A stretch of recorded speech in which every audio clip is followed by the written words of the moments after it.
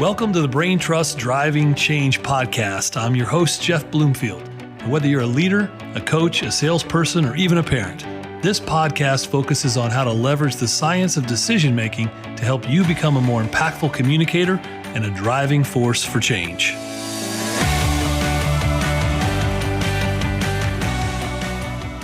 Welcome back to the Driving Change podcast. I'm your host, Jeff Bloomfield. We got a really interesting guest today, and I've just recently gotten to know Dr. Ron, and you've heard of Dr. Strange. Well, he's not Dr. Strange, he's Dr. Change. And what I love about the work that he's doing, he's currently a professor at Cal State LA, but he's also the CIO at Trader Joe's. And he's written a book, and his new book, Lead for a Change, explains why the goal of change management is not happiness, but meeting and exceeding clear expectations. Now, before you kind of say, oh, this is another one of those leadership guys going to get there and tell me about why I got to change.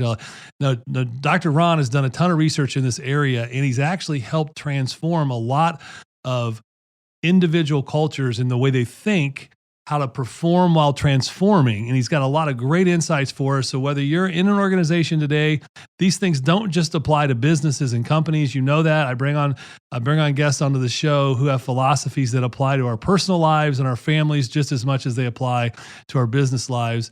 And Dr. Ron's one of those guys, and he's going to be great at helping us think through how to apply his learnings, his research, and not just thinking through the concepts, but the application of them in our personal and professional lives. Ron, welcome to the Driving Change podcast. It's an honor to have you on, my friend.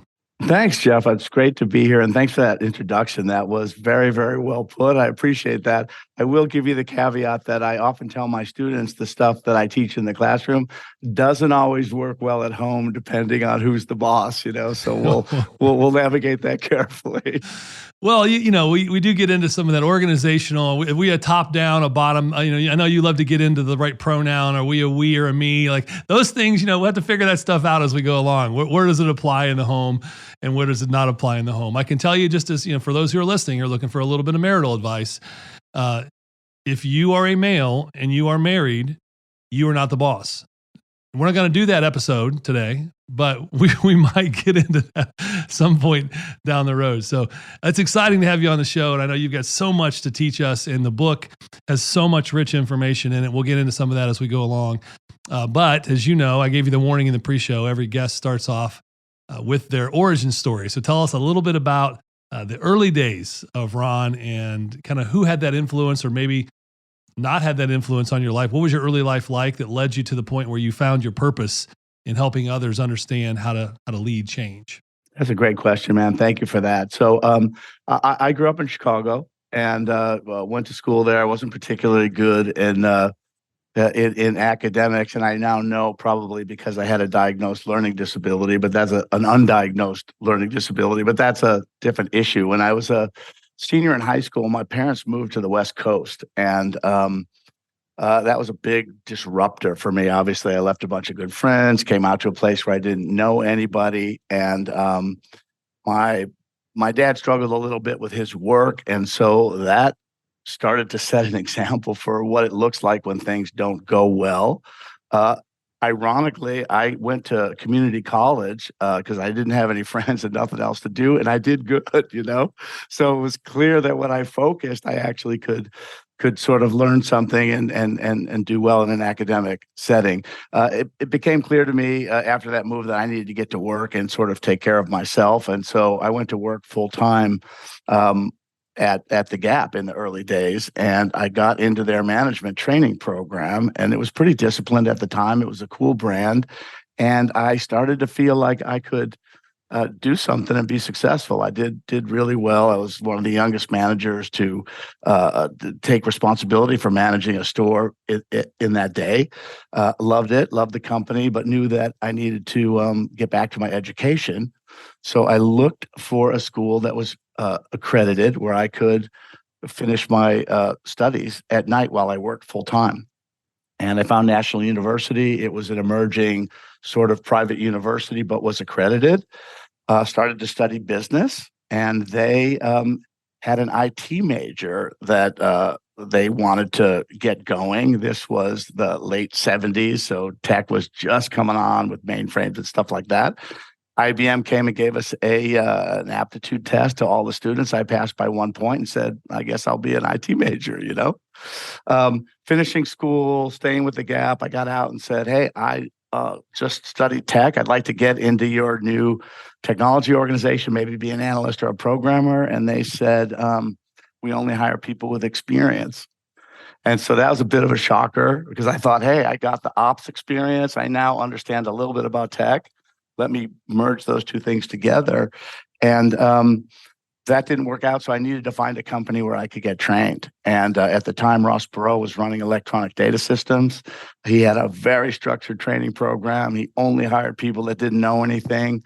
And I got an offer and went to work for electronic data systems in their systems engineering development program, and went through 3 phases of learning a business, studying the tech, and then applying that tech in a business context. I worked in the healthcare arena, and that's kind of the beginnings of a business-oriented, IT career.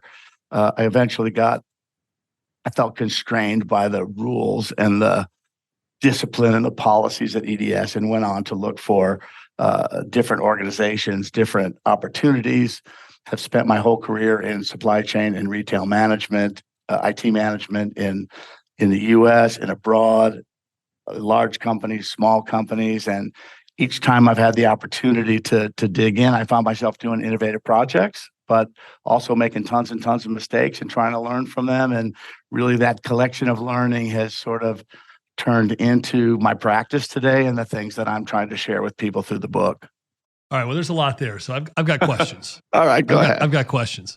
The first thing, though, you conjured up in my mind, I love the comment. I love the vulnerability of the comment of Ross Perot's company, EDS. They were hiring people who didn't know anything. So that's how I got a job there. Yep. So then I had this, you conjured up this image of you with a wooden stick and a whiteboard going, okay, see right there, that's a mainframe. That's a mainframe. First thing you're going to have to learn, Ronnie, that's a mainframe. And I could just see Ross teaching you. But for those of you who don't know who Ross Perot was, go do a little bit of research. There's probably still some YouTube videos out there on him. He was an amazing guy. And, not knowing anything's probably a little glib, but he wanted to train people in the Ross Perot way of doing things. And he instilled a tremendous amount of pride in the people who worked in that organization. Culture was important. How you presented to the customer, how you represented yourself, what you wore was restricted. We could wear wingtip shoes, suits, and 2-color shirts. So all of that, in retrospect, ended up being a really, really strong foundation for me. Yeah, we could get into the evolution of cultural constraints. That might even be an entire, it could be a theory we could devise out of that. But so one of my questions I had for you was, you've become an expert in helping organizations thinking through how to lead for change. You teach a lot of your courses at the university on that. You've been helping Trader Joe's as CIO think through that a lot. Do you ever stop and think how your life's experiences subconsciously planted some of that in you? So that I was thinking about the move that your family made from Chicago to California. That's a big change.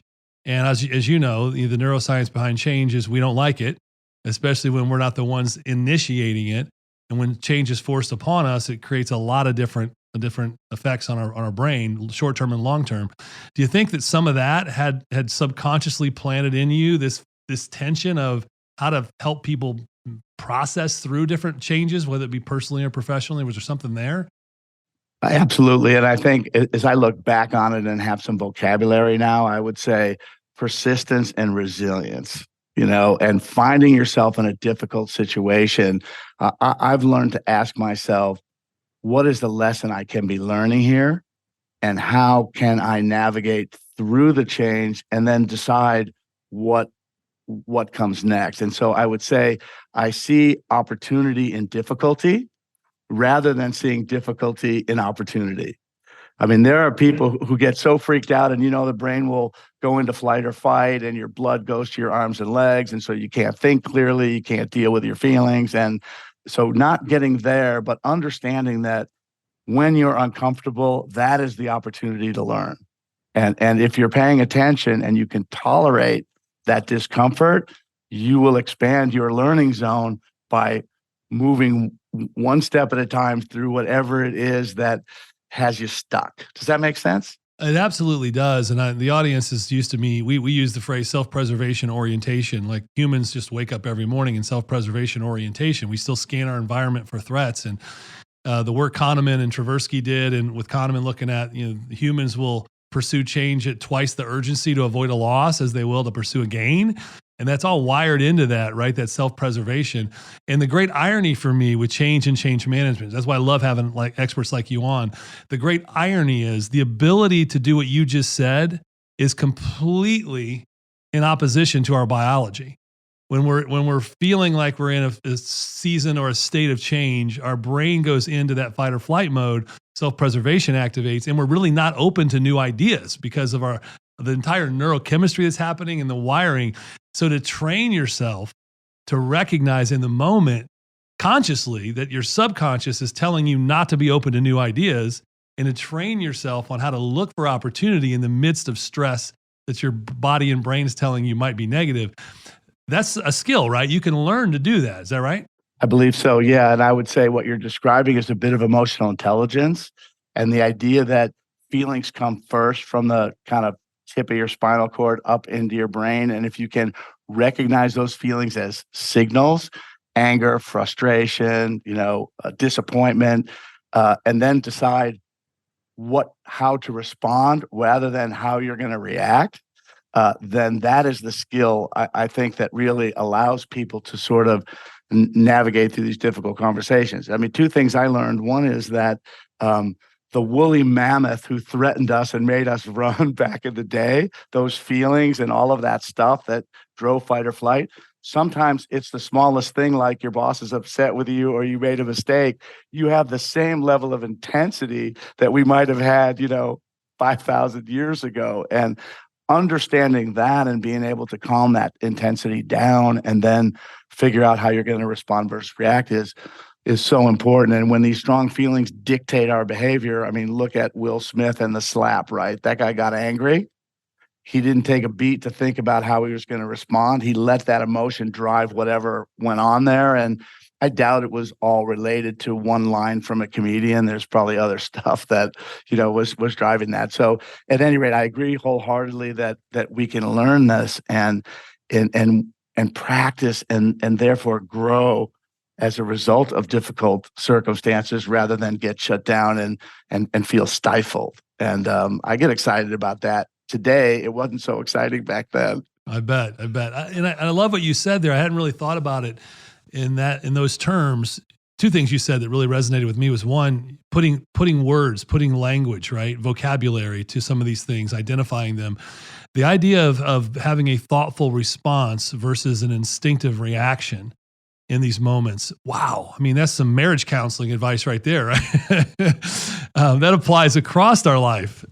I'll give you one other thing that I've learned that I think is interesting, and that is this idea that feelings have no time associated with them. So I mentioned that I probably had an undiagnosed learning disability. I felt a lot of shame when I was in school. I didn't do well at math and other subjects. And, the teachers were always telling my parents in parent-teacher conference, Ronnie's lazy, he doesn't try hard enough. Math is easy, they're math teachers. Why would they think otherwise?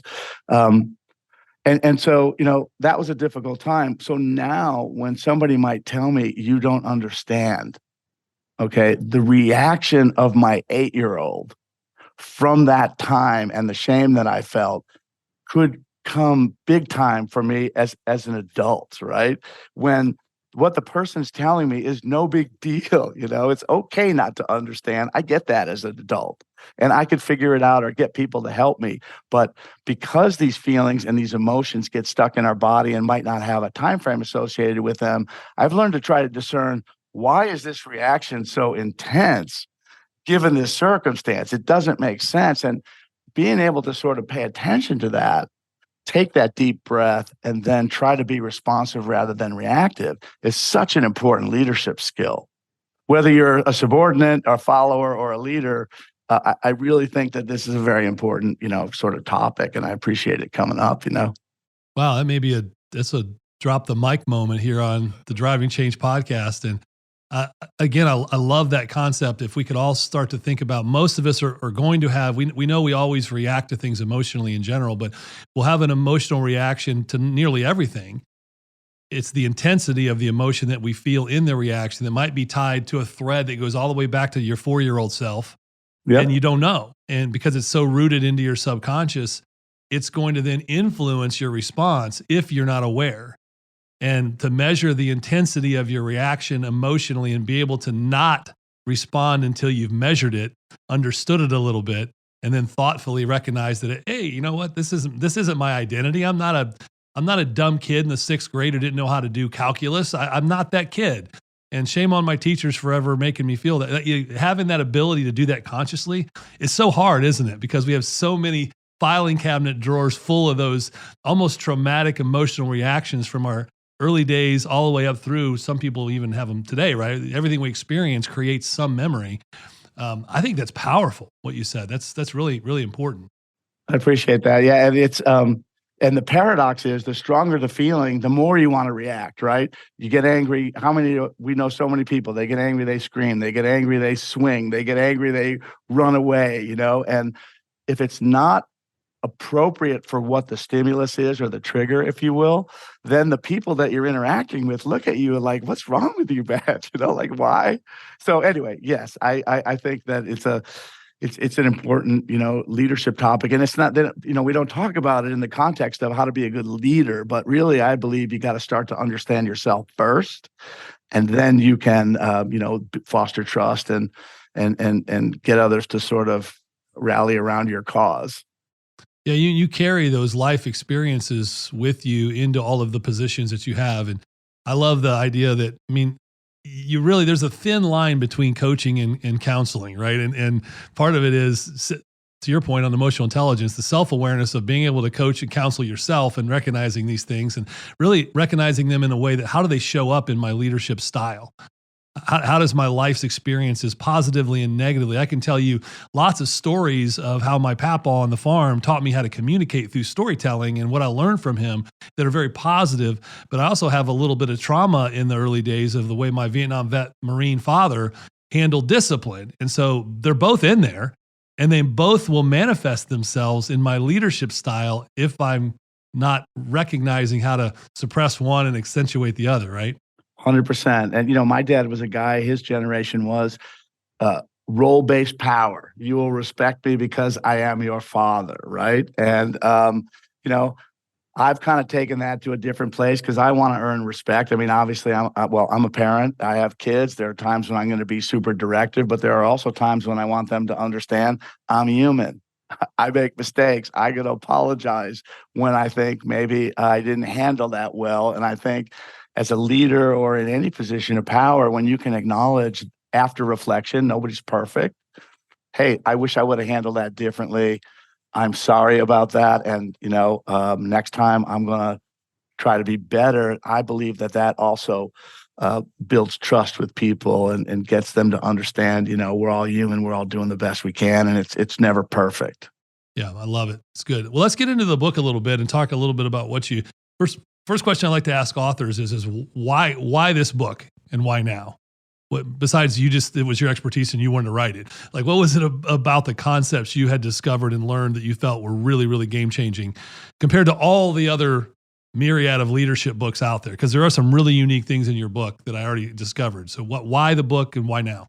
So as I mentioned, so kind of where I left off on my career journey, after I left electronic data systems, I spent 10 years at a grocery company, met some folks and who were working in Grocery International, got an opportunity to move to Hong Kong and work in a very different cultural dynamic than I had worked in before. And I took my Western ideas and they failed miserably, So I found myself on that move to California, except it was Hong Kong and it was a different context, but I had a lot of things to learn. And, from there, did a very big transformation at the duty-free shops. After 9/11, we needed to rally a team to cut expenses significantly. And we ended up doing some global on-site and offshore work. We moved 7 million lines of code offshore in a 90-day period to try to cut expense and help save that business. And each step along the way, I had experts advising me and helping me get through these difficult situations. And in almost every case, I built a relationship that I've worked with these people over a long period of time, and there were always nuggets or processes or ideas that really helped me and my teams to deliver sort of things that we didn't think were possible. And so now that I've been doing this long enough, I have this collection of ideas, and I thought it might be good. And I've been asked to try to put them down so that people could maybe have a bit of a field manual or a resource where they could dip in as required to these ingredients to create a recipe for leadership and driving change that might be applicable in their situation. So, having gone through this is a little bit out of sequence. So that's the business part of things. When I landed at Trader Joe's, I stopped traveling. I traveled a couple 100,000 miles a year. The last company before TJ's, I was hired by somebody who bought 50 businesses in 69 countries. And my job was to create one enterprise IT organization for the whole. And that was a multi-year effort. We went through a lot of very, very interesting learnings, which are reflected in the book. The CEO who hired me hired his replacement. That guy brought in a leadership team. I ended up leaving, joined TJ's, stopped traveling, met the president of Cal State LA at a fundraiser, and asked if there's an opportunity for me to teach because I really enjoy it. He introduced me to the dean of the College of Business and Economics. The dean hired me because I worked for TJ's, not because I knew anything. I keep finding myself in these situations. Yeah, there you go. There's a theme here, anything. Ron. I don't know anything, and people just hire me, Brilliant. Hey, by the way, for all you kids out there with resumes, that's not the approach we recommend. Exactly. Just say you don't know anything and they'll hire you. At any rate, so I got to put together a leadership course, and it was very, very well received. Ended up wanting to study more about how to create curriculum and teaching strategies for the next generation of leaders. Worked on a doctorate to get that education, and it was really the sort of convergence of the academic learning and the practical work that led me to say, I think I have the confidence now to try to put this down in a way that people might find it useful. And I tell people I want my drop of water in the ocean of knowledge of leadership change. And if somebody finds my drop, then I'm happy, Right. Well, it definitely could be more than a drop. So let's unpack a few of the concepts in here. I found it interesting that you tackled happiness right out of the gate. Give us some insight into what was that all? Why? Again, I've never had a leadership book where addressing happiness as not being the goal was the way you opened the book, essentially. Yeah. So to tell us a little bit about that. Well, funnily enough, I wanted to title the book "Happiness is Not the Goal" because I feel so strongly about it. And my publisher was like, no, you can't do that. So listen, when we're driving projects and we have multiple stakeholders, we want people to be happy and to like us and to feel good about what we're doing. And the nature of the change programs that I found myself leading, I learned from experience, happiness was not possible for everyone. So if you take the duty-free opportunity, after 9/11, our customers stopped traveling. Sales dropped in half. We needed to cut expenses in order to save the business. As you can imagine, doing that had an impact on jobs. There were people who were laid off. They were not happy. There were people who stayed who didn't get the services that they were used to and had to do way more than they otherwise were doing over the last several years. They were unhappy. Customers didn't always have what they wanted. We saved the business. The CFO was quite happy, and ultimately people found their way towards a happier state. But that was one of the big aha moments for me, that the best I can do is set clear and unequivocal expectations and hold people accountable for meeting or exceeding them, whether or not it makes them happy. And I found that to be a powerful device. It's not personal. I still like you, we can get along and have a beer, but we have work to do. It's going to be difficult. And at the end of the day, you have to decide, are you in or are you out? And And the concept that I would add to that is I'm open to diverse points of view and different ways of accomplishing the goal to meet that expectation. And I welcome disagreement, but once a decision is made, I expect commitment. And that comes from the heart. Agreement comes from the mind. And so you can disagree and commit. You can agree and commit. But if you can't get yourself to one of those spots, then I've learned that I have to help you find someplace else to be in a constructive way. And you might not be happy about that, but eventually I do believe people find, a place where they can be as happy as possible. So that's a very long-winded answer to, you just can't make everybody happy all the time. And as a change agent, you shouldn't try. It's very frustrating. So let me clarify one thing you just said. So you said agreement comes from the head, but commitment comes from the heart.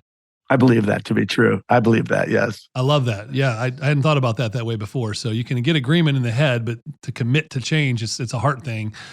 And the concept of happiness, I think what people sometimes misunderstand, we were raised in it's America, right? It's America, life, liberty, and the pursuit of happiness. And so we have all of these employees who have that kind of deep-seated, I'm supposed to be happy. I want to do a job that makes me happy. And I think what you're saying is that, happiness is a fleeting state of mind based on sometimes transient circumstances, and you're never going to be always happy all the time. And as a business, it changes and evolves. It's going to come up against headwinds, and we're going to have to lean in, and it may not feel comfortable. And you might interpret that as I'm not happy. And what we're saying is to be a great leader, happiness really, we just got to take it off the table. That's not the focus. The focal point isn't to be happy. It's to accomplish objectives and pursue purpose and find a way for people to do that does align with their personal vision, right? That they feel like they're fulfilled in their work. And if they don't ultimately feel that way, then they might need to feel unfulfilled somewhere else. Yeah, I think that's fair. But I would say more specifically for me is that happiness is an outcome of a job well done.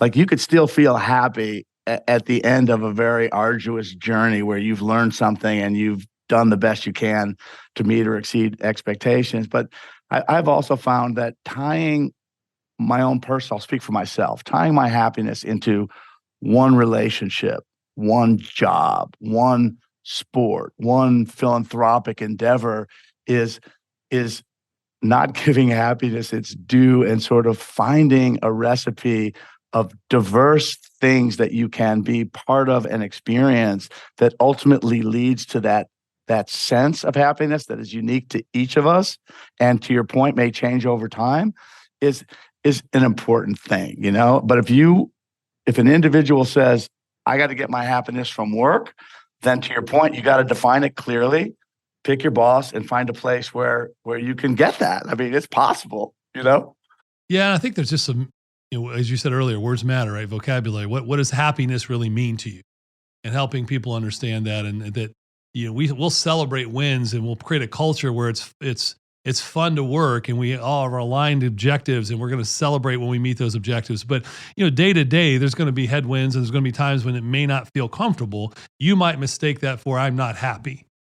But we're going to have happiness woven into the joy of celebrating wins, right? It's not like you're just, this is the Dr. Seuss is the Grinch who stole culture's happiness kind of book. That's not what you're talking about at all. It's about defining it, agreeing on it, and recognizing in change, because your whole book's about leading change. During change, especially big change, it feels a little uncomfortable, which people might mistake as I'm not happy. Or a lot uncomfortable. So let's kind of maybe unpack a specific example. One of the things I talk about in the book around getting people in the right seats on the bus, a la Good to Great, we look at skill and will. We look at the skill that the individual has to do the job, their competencies, their know-how, and we look at their will to tolerate change, to do the things we're talking about, be self-reflective, recognize their feelings, learn in action, right? And if an individual has very high skill and very high will, I'm going to call them a change agent. And they need to be in about a 70% fit to role. They need to be learning in action, and the leadership style for working with them is to empower them, not to micromanage them, and allow them, mastery. They can learn and they can have autonomy to kind of do their thing. But there are people who have amazing skill and do not tolerate change, do not feel comfortable or happy when things are a little bit loose or unpredictable. So I'm going to call those people highly valued. They need to be in about a 90% fit to role. They need clear boundaries. They need priorities. They need to go at their work feeling a sense of uh, comfort with the certainty of what they're doing and the knowledge that they have to do it. If you put a highly valued person in a change agent role, they're going to be super unhappy because they're constantly going to be uncomfortable. If you put a change agent in a highly valued role, they're going to be bored and unhappy and want to bail on you. So I, there's a way to sort of think this through relative to what is my role in the organization. Am I in the right role? Am I getting what I need? Am I contributing? And is that balance right between, my ability to, to take on things that might be unfamiliar versus wanting to be in a swim lane that, makes me comfortable. Make sense? Well, and I guess ironically, looking in the rearview mirror, maybe what the leaders at Gap were telling you was, hey, you might have the will, but you don't have the skill for this position. And right now we're in a season where we need the skill over the will. We need both, but you don't have the skill. So therefore we're going to have to pick somebody else. Perfect. And you know what? That would have been helpful. Right. That's what I'm saying, right? If they had the leadership aptitude to be able to go and explain that. That's exactly right. And I might have disagreed with that, but still had to commit and go find my own job someplace else because I couldn't change that dynamic. It's out of my control, and I could be upset about it, but now I got to take action that takes care of what it is that I'm after.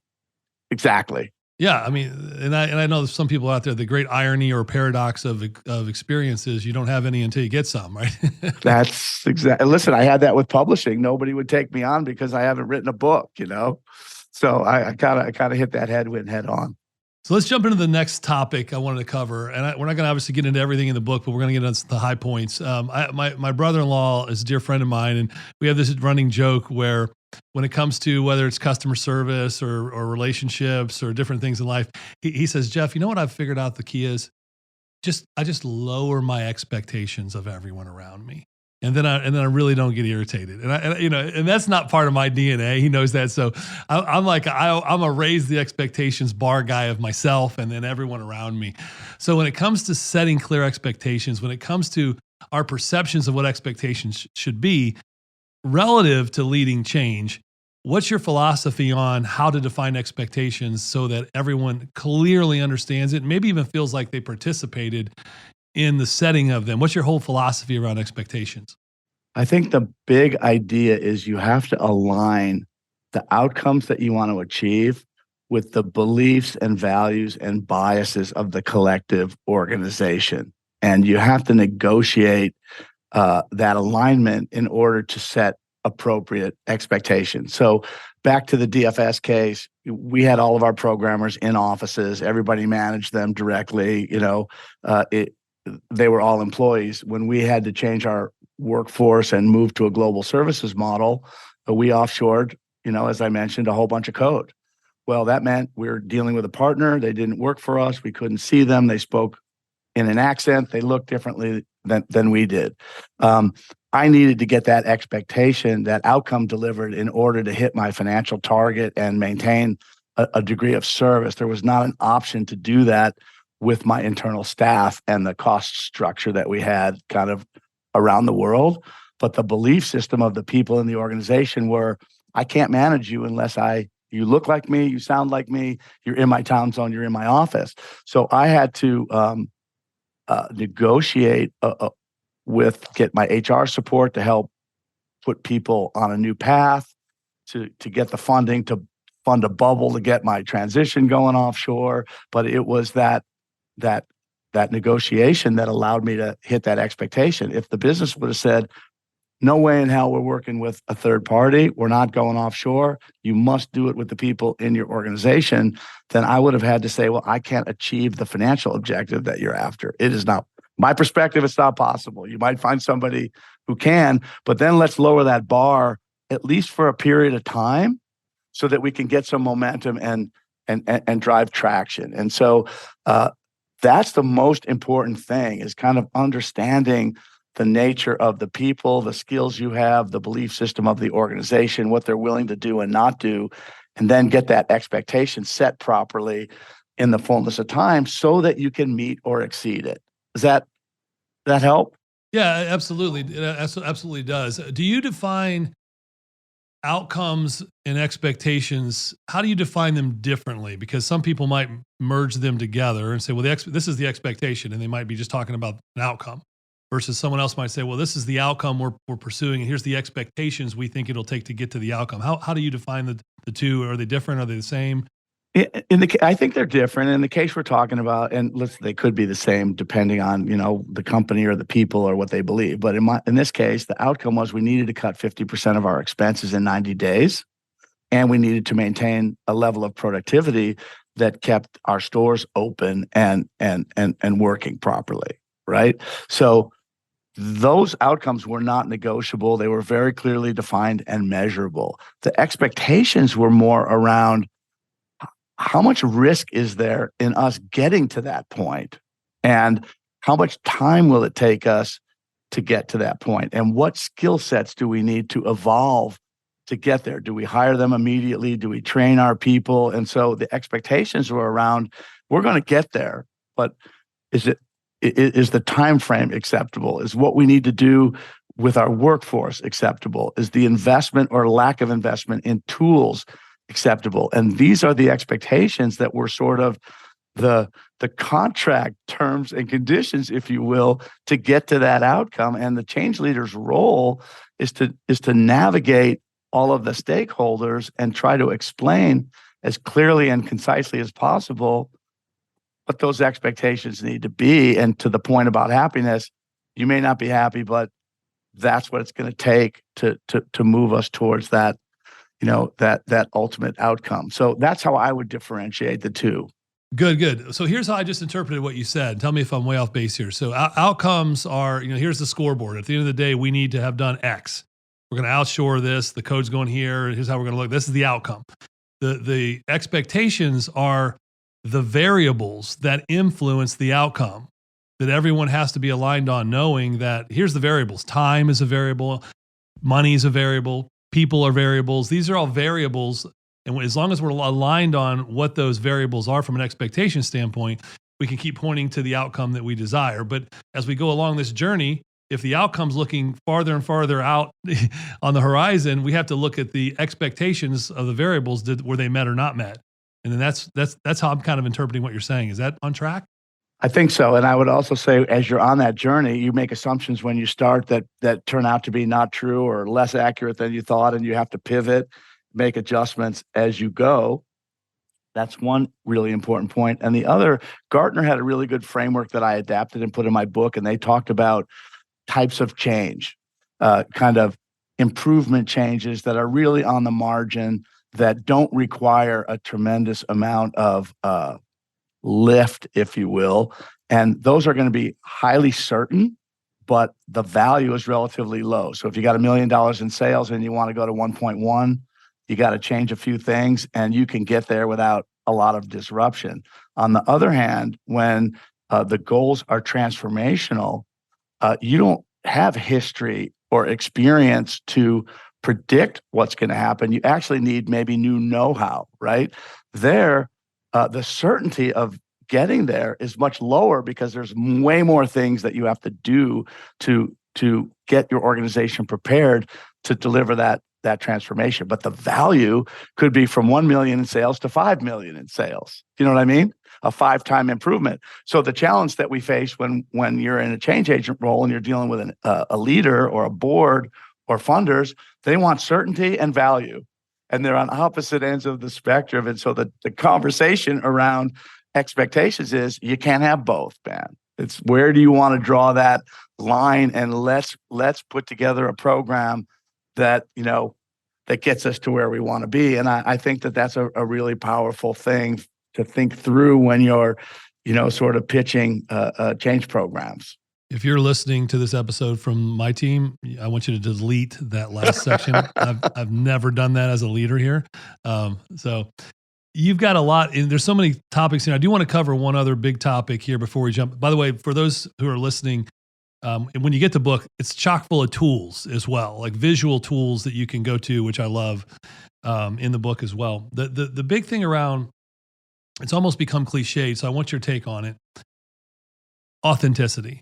And I'm going to merge a couple of concepts together here. Authenticity and how it's directly reflective and impactful on purpose. So it's two big words, two big concepts, right? But they both almost become cliched in leadership today. Authenticity and purpose. What's your take on those two?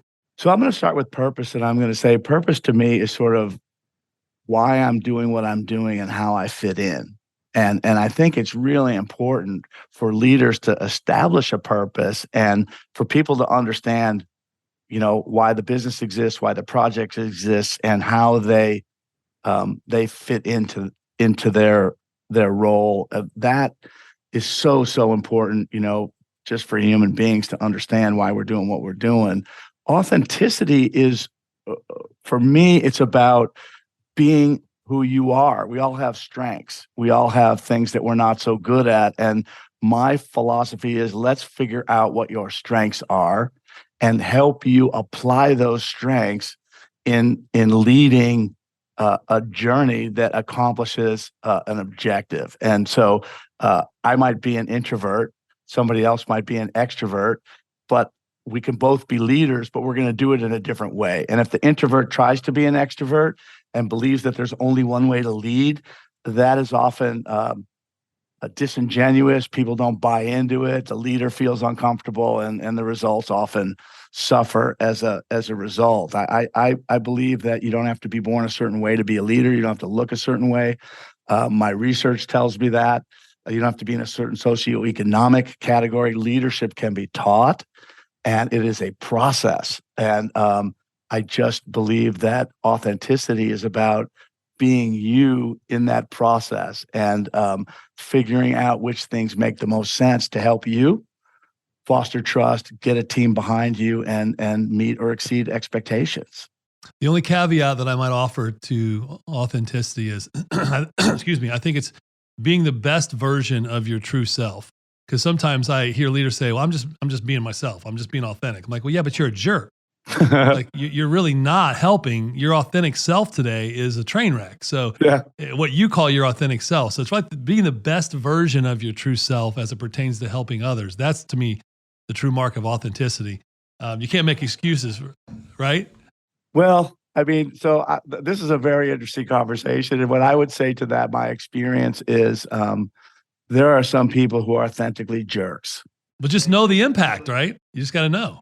Exactly. And for me, and I tell people all the time, pick your boss first, then the brand, because it's your boss who is going to create opportunity for you, help you find your leadership style and make your contribution. And there are jerks who can't be a best version of themselves. And then you have a choice. Do you want to work for them or not? But you have that choice. So, yes, I would love for them to be the best version of themselves, maybe a little less jerky, but I've worked with some people where there's no hope whatsoever, and I just need to.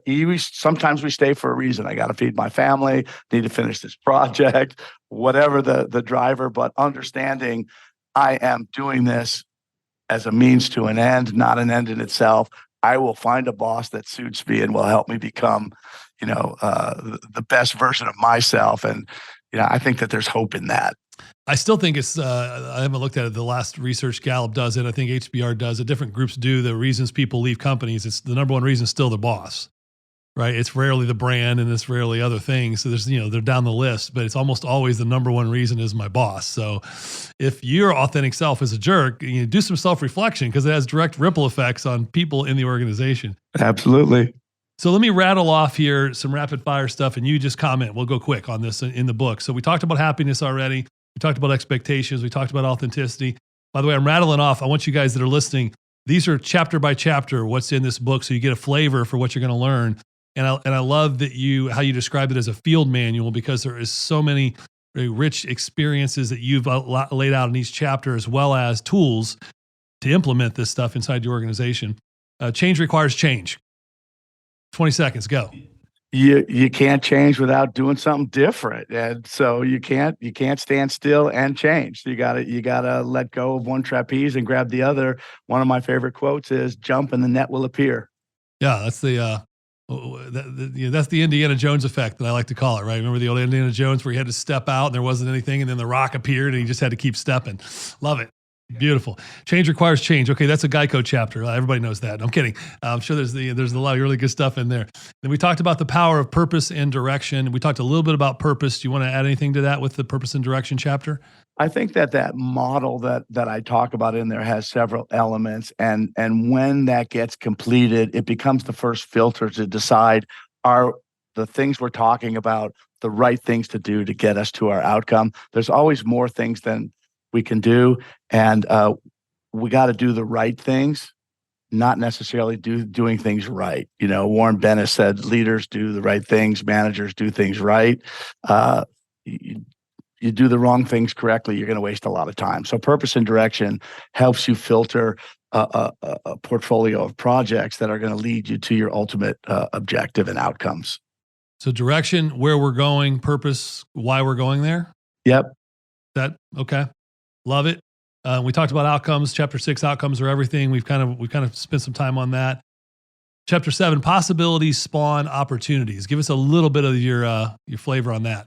This is the idea of seeing opportunity in difficulty. When things are challenging and feel uncomfortable, that is the biggest opportunity to learn and make a big difference. And embracing them as positive, embracing the feelings as positive drivers to get us into gear to go learn and grow is what I'm talking about there.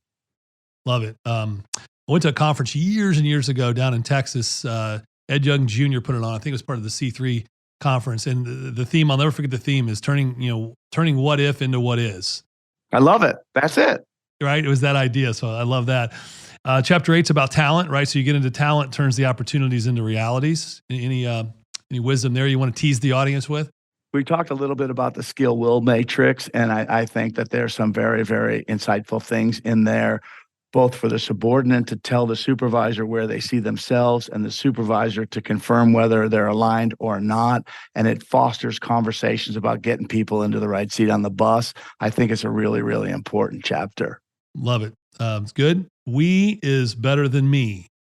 That gets back to the jerks, I mean, it is all about, I'm reading a book on awe right now, which is amazing, and kind of the experience of awe. And one of the things that makes us feel goosebumps and positivity is being part of something bigger than ourselves, being an individual surrounded by a collective of people who in aggregate can do way more than any one person. And the big egos tend to really slow progress down. The whole team knows it, and it's a leader's job to make sure that the collective is pointed in the right direction. And I've just come to believe that we is the way to go. It's not about me. And I know that concept's out there, but it really is easier said than done. And I don't know who said the quote, but if you want to go somewhere fast, go alone. You want to go somewhere far, go together. Yep. That idea of just growing brain trust here. I recognized as I've evolved the company, the early days of me and one other person, and then now with a team and seeing how far we're able to grow. Because you get a diversity of ideas, right? You get a diversity of experiences. You get a diversity of all the things you need to grow an organization. Then it comes down to back to the purpose direct. Like all these things are so interchanged in leading change. No question. The thing that I would add to that is that it has to be relational, not transactional. In order to get a team aligned, they got to feel that purpose. They have to understand each individual, how they contribute. They got to be willing to work with other people. And now that takes interpersonal dynamics and building trust. It's not the transaction of how much am I going to make? How am I going to be happy? And, my thing is fine. I mean, I work in tech, right? When the database guys tells me, I understand the stores can't order, my database is fine. My response is, it doesn't matter whether your database is fine. The collective service is not working, and we all need to get together to get that sorted out. It's our process, not your job, that we care about. High five on your database. Now let's talk about exactly. Right. Now, the last concept I'll have you comment on, and then we'll start to land the plane here, is the last chapter on start slow, finish strong. Give us a little commercial on that chapter. I think when you're getting into a new role, it's very, very important to listen to all of your stakeholders and understand why things are the way they are, whether they're good or bad. Trader Joe's is a great example. 50-year-old company, amazing leadership team, credible brand.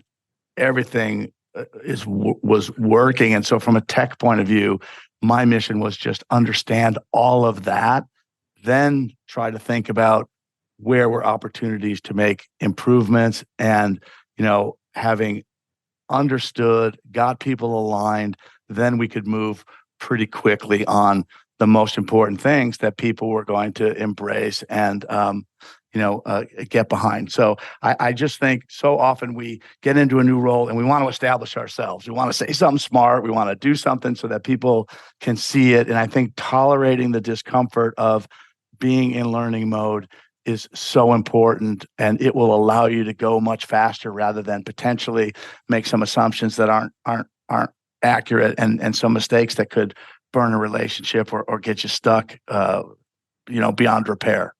Yeah, I think that's a Navy SEAL tenet, right? Go slow to go fast.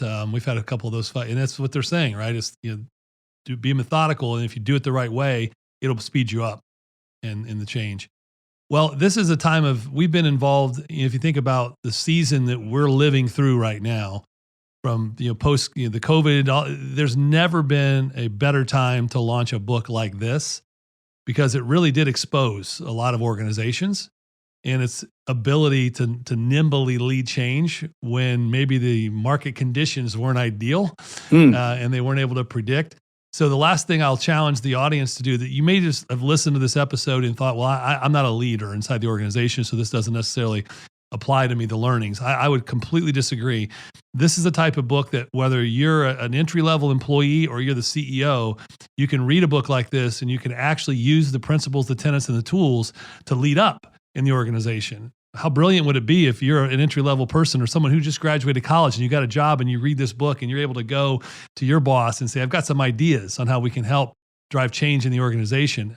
How much more valuable are you going to be to that organization? So don't just think that this book is just for leaders. This is for anybody inside the organization that wants to help the organization grow in leading change. So you got any final comments that you'd like to leave the audience with? Well, first of all, this was a really fun interview. Thank you so much for that. And I would just add to your last statement, and I would say we're all leaders.